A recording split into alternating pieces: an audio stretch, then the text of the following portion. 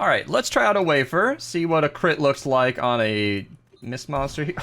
2 million damage with no setup other than a wafer? And then with Totally Rocking Out active, we're doing north of 1 million to all these basic targets. What? So the Ancient Launcher came out a little while ago. This is Fortnite Save the World's newest weapon as of recording this video. If you're watching this in the long off future, you need to know two things. One, this weapon might not be new anymore, I'm sorry. And two, the build that I'm showing is basically only functional because the weapon is not functioning the way it's supposed to right now. In a typical scenario, if you're running Totally Rocking Out, double crit damage is a fun way to go. If you want the best perks, link to that video down below. That information still should be good no matter what they do to the weapon because it's pretty stable. We don't have any heat capacity perks or cooldown reduction on here, so if that happens, I might make an updated best perks video, but if you want to perk this weapon pretty much whenever, that video will be linked down below. But that's under normal circumstances. You see, AS407, prominent bug checker and tracker in our community, has come up with some information to find that the perks do not affect the right click on this weapon at all. So what I didn't explain so far is that this weapon functions where you can right click the weapon, aim at an enemy, mark them, and then as soon as you discontinue your ADS and you unright click, they just explode. It's more of an implosion because it doesn't hit anything around it. There's no splash damage, but it's really, really interesting and very fun to use just anyway. But the perks on your weapon do not affect that damage at all. It only affects the big orb left main attack that you can fire. And that is 10 energy cells instead of the tracking one that's like 1 energy cell each, and it's a bit slower to fire, and it's fine, it does okay damage, but if you really want to take advantage of the Ancient Launcher, you're pretty much only marking enemies with that right click. So if the perks don't matter at all, what you want to do is basically perk it like this. This is not for the future, this is only for the current version of the game, but so long as the perks make no difference and we're not using the main attack, you might as well just go triple durability impact. That is literally the only thing that makes any difference at all whatsoever. It's amazing. And this build I've been looking at here is fun. So not only do the perks not matter, but the reason they don't matter is because that right click marking attack is doing ability damage, which makes Azealia Clark the best commander for this weapon. It is doing ability energy damage bonus, which is amazing, and sometimes it's doing double damage. AS407 gave me this information today. We've been talking about this build for weeks, so we don't know the full extent of it, but sometimes she just does it twice. Sometimes she'll just give you another 75.5%, because why not, right? Now, the reason we're using Totally Rocking Out is because the weapon has a base 0% crit chance and 100% crit damage. This is from AS407 and his testing. It seems like the sheet numbers that we're seeing here don't affect anything at all. So if you want the crit to do anything, you need Boom Base or Totally Rocking Out. I believe somebody on our team can run Boom Base for that purpose, and then Totally Rocking Out is still worth using because 100% crit damage is all we can get and kind of nice. So Subwafers and Battle Beat are just here to activate that. And then Resonant Frequency, because energy damage is really one of the only ways we can actually boost the damage. Under normal circumstances, we'd have Skull Trooper, Skull Ranger, 8-bit Demo could save us some ammo, Demo Penny would be great, but none of these heroes affect it so long as it's doing ability damage instead of regular weapon damage. Then we're just using Bomb Suit because, as mentioned, there aren't that many ways to boost this weapon, so we might as well stay alive a little bit. And Energy Siphon, just because keeping those shields up is critical to activating Extraterrestrial Rio's bonus. That's this one, once again, for the newbies in the chat who don't know all these heroes by name. We want to keep our shields above 50% so that she can kick in, so we could do at least some extra damage. But yeah, what a crazy, weird build, taking advantage of a weirdly spec'd weapon. And this is reminiscent of when the Plasmatic Discharger came to the game. I know this weapon is nerfed and it's got a sour taste, but when this weapon came out, it had not only no perks whatsoever, they did nothing to the weapon, all the same to this, but it actually was not classed as a weapon at all. That's why I got ancient clips of it doing damage to the Storm King's horn. To this day, I still get questions asking me if that works. I put fixed in the title of my short. No, it's been fixed for a very long time. It doesn't work. But at the time, it wasn't even classed as a weapon. It wasn't anything. It affected the horn like it was an environmental object, as it kind of is, but it's hilarious. Anyway, bugged weapon, fun loadout. Let's hop in and just see how strong it is. All right, we got some basic enemies to bully. Let's see how much damage we do with just Azealia Clark, no Totally Rocking Out, no crits. That's crazy. 600,000 damage with ability, with durability perks. We don't have any damage boost on this whatsoever. It's impact, durability, and that was somehow critting? I don't know how we managed to do that, but Okay, so it has a 0% chance to crit on its own, but maybe I had activated Battle Beat and that's what kicked it in. But yeah, that's a lot of damage with some really weird perks. All right, let's try out a wafer, see what a crit looks like on a Mist monster. 2 million damage with no setup other than a wafer? And then with Totally Rocking Out active, we're doing north of 1 million to all these basic targets. What? And something that actually confused me when I was mining in the beginning was noticing that my pickaxe was doing a ton of damage. Oh yeah, Azalea Clark, of course, is an Outlander. So it kind of makes traveling around the map and farming kind of convenient. So, you know, always nice to see. So, we've got 2 encampments and a bunch of normal enemies around. Let's see if this is a mistake. We can wave over a bunch of enemies, kills a bunch of them, and then the next wave should activate Battle Beat really easily. I'm looking at the charge meter on the right. I do not want to overheat this weapon. Every time you zoom in and do this, it does take about 50% of the overheating, and you don't want it to overheat like it did just there. There we go. Okay, and ooh, this monster is not dead. So critting goes a very long way. Let's do this. Let's eat that, and then crazy, man. It's over 1 million damage now. That's so much. That's so much. Like, it proves to me that this build is working as intended because we don't have any normal perks boosting this. It's just Azalea Clark boosting it for so much. Now, the other thing he recommended doing is something I haven't quite shown yet, but he suggested dual wielding 2 copies of these because as you can see, it overheats really easily. So when you're using it, you can mark a bunch of enemies, switch off to the other copy, mark a bunch of enemies, because when you aim in, it stops cooling down. So you can see it goes up, and then as soon as you aim in, that bar stops moving. That is very important. So switching off to another copy is a great way to just make sure that they never overheat and you can keep up that constant pressure. This is what I love about the Ancient Launcher, by the way. People have been asking me how I think about this weapon, how I feel about this weapon since it came out. Aiming in, killing an enemy instantly just by looking at them is so satisfying. I have found this weapon entering my regular loadouts on stream off of YouTube. I've been using this a lot. It's actually a really fun weapon.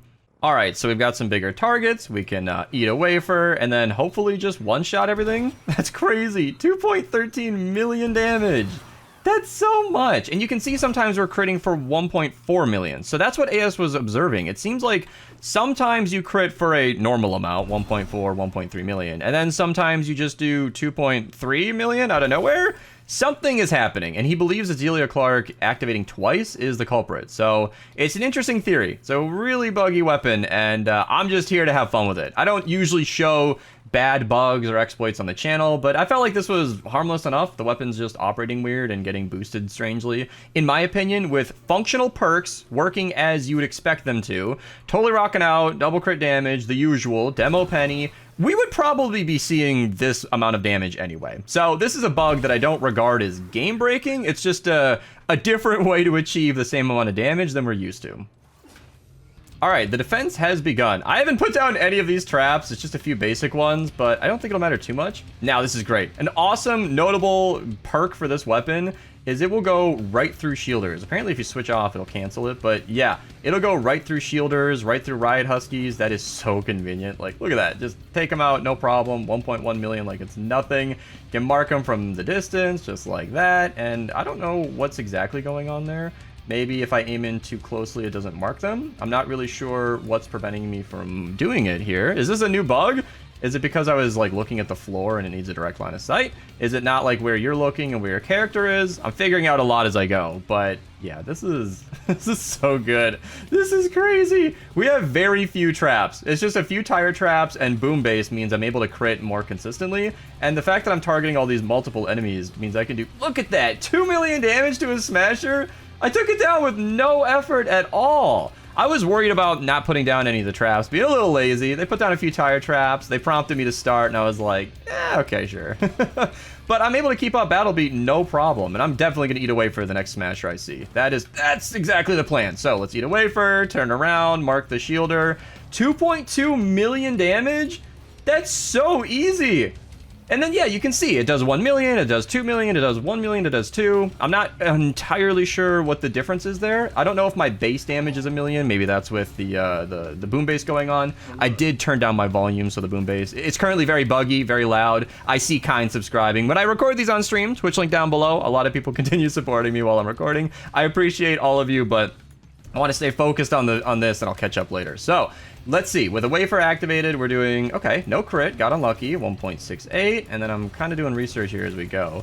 1.5 million, and that looked like another 700,000. So we didn't get that double hit, and that's such an interesting scenario. Like, this went from a weapon that on launch I said this is like a crowd clearer or like a crow sniper at best if you're just trying to kill glowing animals. But now I'm trying to hit multiple enemies at once so we can hopefully keep Battle Beat active. And then it looks like it's... Oh, you know what? I'm hitting too many enemies. Okay, so what I should be doing is marking the Smasher first so we can get it locked in. I was hitting 8 normal enemies and then not having any of the tracking left for the Smasher. So that's something you gotta stay on top of. But if I see another Smasher, I'll look at them first. I love this. Crowd of enemies, shielders in the way, and then you can just take them out no problem. It looks like it takes a second sometimes for it to actually implode, explode, whatever you want to call it. And yeah, that's so good. All right, so we have a Smasher. Let's start with the Smasher, mark a bunch of normal enemies. And then if I switch off too early, does it not explode? Okay, so I do need to actually wait for the explosion in order to... Yeah, there we go. It doesn't always go instantly. That's important. I think what I've been doing for a lot of this gameplay is switching off the target and then ruining my own kill. That is so strong, though. Was that 3 million damage right at the end there? I know I'm misusing it, and I'm learning as we go, but this is so strong. This build works way too well. Alright, I hear flingers. This weapon is like designed for them. So you can just mark it from behind. There we go. And then mark it again, kill a bunch of other stuff. And I don't think I got him, but we can get the guy he's got in the air. I love it. Killing a flinger and the thrown enemy in one go. So that flinger is basically dead, right? Yeah, that's so neat. I love it. You could just aim in, target, dead. I can focus on all the throwing thoughts, take them out, no problem. This is so satisfying. It's so good too. 800,000 damage consistently from a weapon with no damage perks. We have the energy element giving us 20% extra, and that is it. That is so much. That is so much. Here, let me get a couple of healing pads down here so I don't die. Eat a wafer. Clean up some basic targets. It's so sad. It's a crowd clearing weapon that's also doing single target damage. It's a launcher that doesn't explode unless you do, of course, the big heavy attack right there. Look at that heavy attack. That's an excellent way to illustrate how much damage Azalea's adding. That's 260,000 damage. That's nothing. The range is pitiful, and it costs 10 energy cells per shot. You ADS, on the other hand, doing that ability damage from Azealia Clark, and it's 900k without any effort. 700,000 on the low end. That is so much more. That is so much more. You can see the power of it easily. Let's mark the Taker, bunch of enemies. We need to target exactly the Flinger that's frozen. Somebody must be running Zenith. Link to that video down below if you guys want to run Sub-Zero Zenith. I mentioned recently that the Xenon Bow did get tweaked. The projectile is a little bit smaller, but that build should be as good as ever. So I'm curious what's happening there, all right? So I'm marking what does not seem like 8 enemies. So I think there are a couple of things. Either I'm marking enemies before I realize that I've marked all 8 and I can't target anymore, or it's targeting invisibly and I can't even tell. It seems like my teammates have marked an enemy for me here. Let's see what's going on. Oh, that's the mini-boss. Okay, let's see. 1.6 million. I don't know if this is going to be a mini-boss killer. If you guys are struggling killing mini-bosses, by the way, I do have a recent video on the channel showcasing all of the best weapons for killing mini-bosses. It has the obvious ones like the pot shot and the Ravager, but you can see, even with this disgusting loadout, I don't know if this is the right weapon for this job. I mean, I expected with this build to be doing that, you know, 1.4 million, no problem. Maybe I can do that and that, you know, maybe target it twice. Is it off cooldown by the time I come back to it? It doesn't really seem like it, but one of the primary weapons I suggested was the ground pounder. You can see that's in use from Kieran here, and it's doing a very, very good job. If you are truly struggling, let me revive here. Hopefully Dummy can pick him up. I really do recommend the pot shot or the Jabberwocky. So we all know the pot shot's very strong, but do I have a fire Jabberwocky ready to go? Oh, it's gonna be a little too late, but this weapon is truly very, very strong, and there are lots of different weapons that do a wonderful job. If you don't have the Jabberwocky, you don't have the pot shot, you don't have all of the usual suspects, you don't have the Ravager, that video link down below, I'll plug it once more, is awesome. I put a ton of work into it. I tested like 40, 50 different weapons, range weapons, melees. It's very thorough, and I wanted to help the community because the Discharger getting patched. I mean, I wanted to make the video before the Discharger got patched, but Especially after our favorite Smasher killer went away, I felt like I had to do something. I had all this knowledge and information to share with you guys, and I wanted to make sure the community had some kind of resource that would help you kill mini bosses more efficiently. And as ridiculous as this build is, making the Ancient Launcher way stronger than it otherwise would be, I'm not sure it's your top mini boss killer. I still feel like I'm misusing it. It looks like it's not tracking the enemies super easily with the tire throwing them around,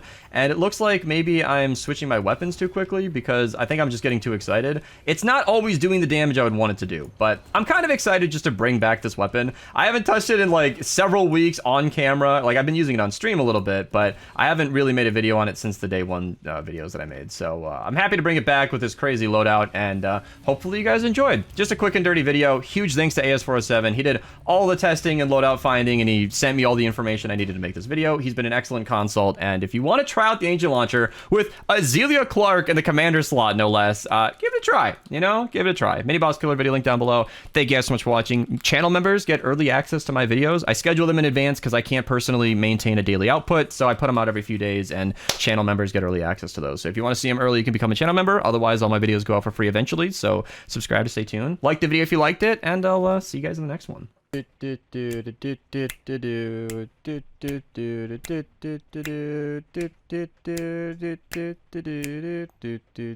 then